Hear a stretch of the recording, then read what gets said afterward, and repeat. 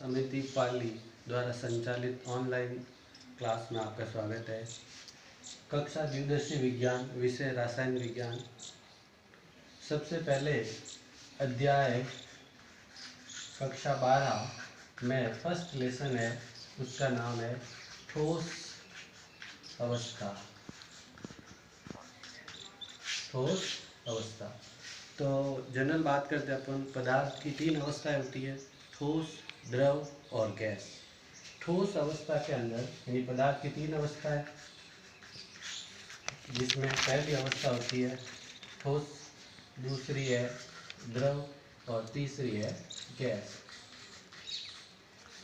तो सबसे पहले अपन ठोस के बारे में बात करते हैं। तो ठोस के अंदर है वो ज़्यादा आकर्षण बल होता है और इनका जो आकार व आयतन दोनों निश्चित होते हैं और इनके अंदर संपीड़ितता का गुण नहीं पाया जाता है। ये ठोस की विशेषता है। फिर अपन बात करते हैं द्रव की। तो द्रव का जो आकार होता है वो तो अनिश्चित होता है, लेकिन जो आयतन होता है वो निश्चित होता है। फिर इसके अंदर है वो ठोसों के अंदर है आकर्षण बल। द्रव के अंदर जो आकर्षण बल है ठोस की तुलना में थोड़ा कम होता है।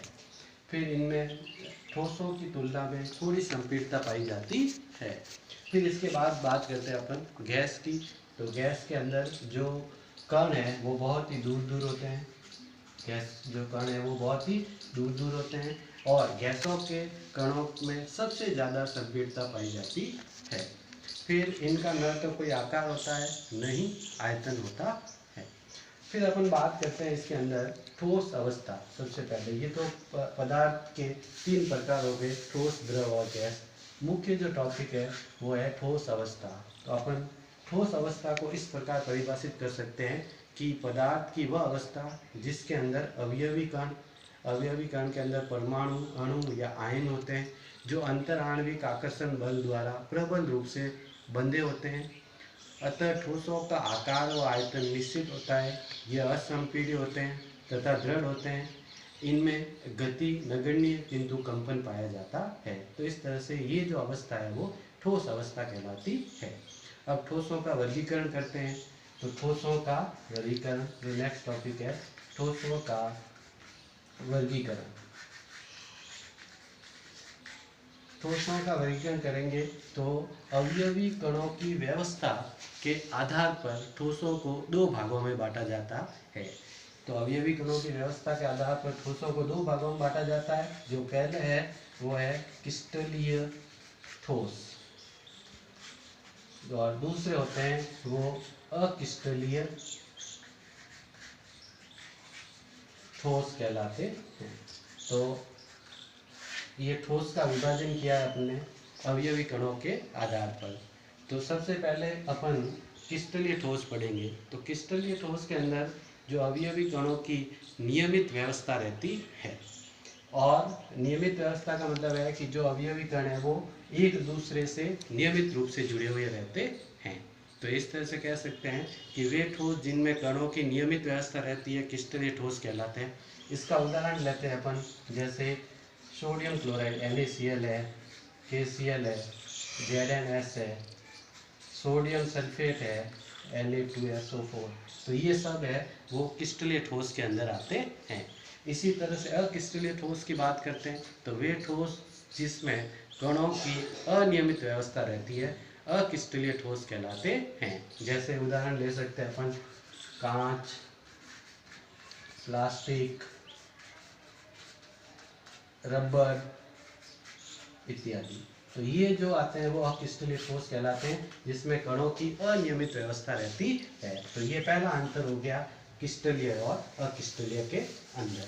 फिर इसके बाद में दूसरा अंतर आता है वो है इसके अंदर जो क्रिस्टलीय ठोस होते हैं इनकी जो ज्यामिति होती है वो निश्चित ज्यामिति होती है। इसी तरह से निश्चित ज्यामिति का मतलब जैसे NaCl की अपन स्ट्रक्चर बनाते हैं तो इसमें अवयवी कणों की जो व्यवस्था है नियमित है और निश्चित ज्यामिति है। जैसे मान लो इसकी संरचना बनाते हैं तो इस तरह से ये घनीय संरचना बनती है और इस तरह से यहाँ सभी जगह ये ऐसे अवयवी कण जुड़े हुए रहते हैं NaCl के अंदर। तो इसका मतलब इसकी जो ज्यामिति होती है वो निश्चित ज्यामिति होती है। इसी तरह से जो अक्रिस्टलीय ठोस होते हैं उनकी अनिश्चित ज्यामिति होती है। तो अक्रिस्टलीय ठोस के अंदर अनिश्चित ज्यामिति होती है। इसके बाद में तीसरा अंतर जो लेते हैं अपन, इनके जो गलनांक और कथनांक होते हैं वो उच्च होते हैं क्रिस्टलीय ठोस के अंदर, जबकि अक्रिस्टलीय ठोस के अंदर इनके गलनांक और कथनांक होते हैं वो निम्न होते हैं।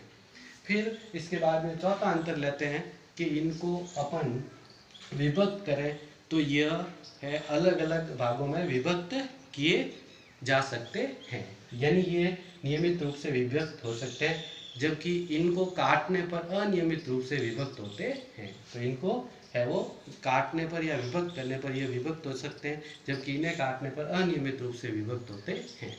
फिर इसके बाद में इसमें पांचवा अंतर आता है क्रिस्टलीय ठोस के अंदर कि यह एक प्रकृति है जिसे अपन विषम दैशिकता बोलते हैं, विषम दैशिकता प्रदर्शित करते हैं, जबकि अक्रिस्टलीय ठोस होते हैं वो समदैशिकता प्रदर्शित करते हैं। तो ये जो होता है विषम दैशिकता प्रदर्शित करते हैं और अक्रिस्टलीय ठोस हैं वो समदैशिकता प्रदर्शित करते हैं। इस तरह से इनके अंदर अपन अंतर बता सकते हैं। तो शुरू के अंदर वापस अपन ठोसों का वर्गीकरण करते हैं अवयवी कणों की व्यवस्था के आधार पर। तो इसे दो प्रकार से बांटा जाता है, एक तो क्रिस्टलीय ठोस है, दूसरा अक्रिस्टलीय ठोस। तो इस तरह से इनके पांच अंतर थे। पहला अंतर क्रिस्टलीय ठोस के अंदर अपन ने बताया था कि वे ठोस जिनमें कणों की नियमित व्यवस्था होती है, जैसे उदाहरण ले लिया NaCl है, KCl है, ZnS है, सोडियम सल्फेट Na2SO4 है, ये सब आते हैं। फिर इसी तरह से वे क्रिस्टलीय अक्रिस्टलीय ठोस जिनमें कणों की अनियमित व्यवस्था रहती है अक्रिस्टलीय ठोस कहलाते हैं। इसके अंदर कांच, प्लास्टिक, रबड़ आते हैं। फिर दूसरा अंतर देखा कि जो क्रिस्टलीय ठोस होते हैं इनकी जो ज्यामिति होती है वो निश्चित ज्यामिति होती है, जबकि अक्रिस्टलीय ठोस होते हैं उनकी है वो ज्यामिति अनिश्चित होती है। इनकी निश्चित ज्यामिति, इनकी अक्रिस्टलीयों की है वो अनिश्चित ज्यामिति होती है।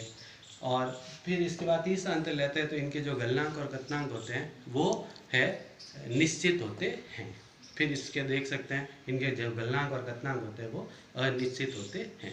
फिर इन्हें विभक्त करने पर जो क्रिस्टलीय ठोस है इन्हें विभक्त करते हैं तो विभक्त करने पर ये बराबर भागों में विभक्त हो जाते हैं, जबकि अक्रिस्टलीय ठोस होते हैं जिन्हें काटने पर अनियमित रूप से विभक्त होते हैं। फिर एक अंतर देखा आपने लास्ट में कि ये विषम दैशिकता प्रदर्शित करते हैं और ये समदैशिकता प्रदर्शित करते हैं।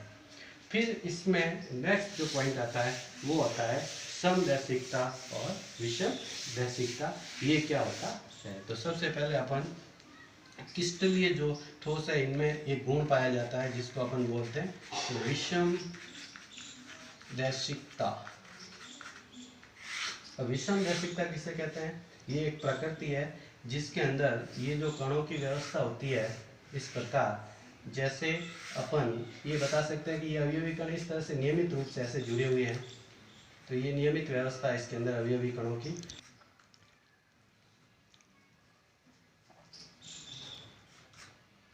ठीक है, तो अब विषम का मतलब होता है कि इनका जो मापन किया जाता है भौतिक गुणों का मापन करते, जैसे चालकता है, ठीक है, अपवर्तनांक है, विद्युत रोधकता, इनका सबका मापन किया जाता है। तो इसका मापन करेंगे अपन, तो इससे मापन करने पर इसके जो परिणाम प्राप्त होते हैं वो इस दिशा से मापन किया तो अलग परिणाम आ गए, इस दिशा से मापन किया तो अलग परिणाम आ जाते हैं। तो इस तरह से अलग अलग दिशाओं से अपन इनके भौतिक गुणों का मापन करते हैं तो अलग अलग परिणाम प्राप्त होते हैं, तो वो तो कहलाते हैं विषम दैशिक, और इस गुण को अपन विषम दैशिकता कहते हैं। इसी तरह से दूसरा जो आता है वो है समदैशिक, समदैशिकता। जैसा कि नाम से ही पता चलता है कि सम का मतलब होता है समान, तो इसके अंदर जो कणों की व्यवस्था होती है वो अनियमित रूप से होती है। तो यहाँ पे अवयवी कण है वो कहीं पे भी इस तरह से रहते हैं। अब इसका कहीं से भी किसी भी दिशा से, इस दिशा से करो मापन, इस दिशा से मेजरमेंट करो भौतिक गुणों का, तो आपको इस दिशा से मापन करोगे, इस दिशा से मापन करोगे तो एक ही परिणाम प्राप्त होंगे। यानी सम का मतलब क्या होता है समान। तो यहाँ से भी मेजरमेंट किया तो समान परिणाम प्राप्त हुआ, यहाँ से भी मेजरमेंट किया तो समान परिणाम प्राप्त हुआ, यहाँ से कहीं से भी करोगे तो आपको एक समान परिणाम प्राप्त होते हैं। जबकि विषम दैशिकता में क्या था, इधर इस दिशा से आपने इसका मापन किया भौतिक गुणों का तो परिणाम अलग आया, इस दिशा से किया तो अलग आया, इस दिशा से किया तो अलग आया। जबकि समदैशिक में इस दिशा से करोगे तो ही परिणाम समान होंगे, इस दिशा से करोगे तो ही परिणाम, इस दिशा से करोगे